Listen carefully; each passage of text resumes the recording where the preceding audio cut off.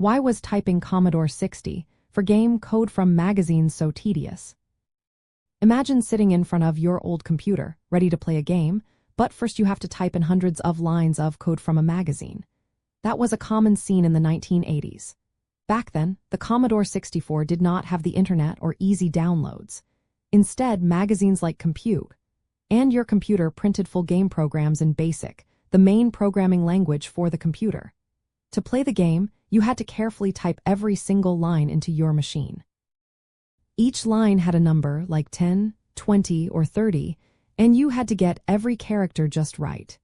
If you missed a comma or a quote mark, the game might not run or crash altogether. Typing all those lines was slow because the keyboard was not as responsive as modern ones. Many Commodore 64 keyboards had a rubber dome feel, which made it easy to press the wrong key. When mistakes happened, you had to go back and find the error, which could take hours. The code itself was often very long. Some games had hundreds of lines, and there were no shortcuts like copy and paste. If you made a mistake on one line, you had to retype that entire line. Some magazines included error-checking tools, but they were not always perfect or easy to use. Another challenge was that the code was often split across multiple pages. You had to flip back and forth to find the right section, and if you lost your place, you might have to start over. Plus, the code was sometimes different depending on your computer model.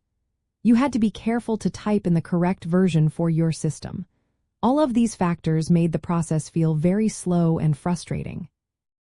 But despite all that, many kids and teens in the 1980s found it worth the effort. Typing in game code was a way to learn how computers worked. It taught patience and attention to detail. When you finally saw the game run after hours of typing, it felt like a real achievement. It was a hands-on experience that connected you to the technology and made you proud of your skills. It was a unique part of the early days of gaming and computer use, and it helped many understand the basics of programming.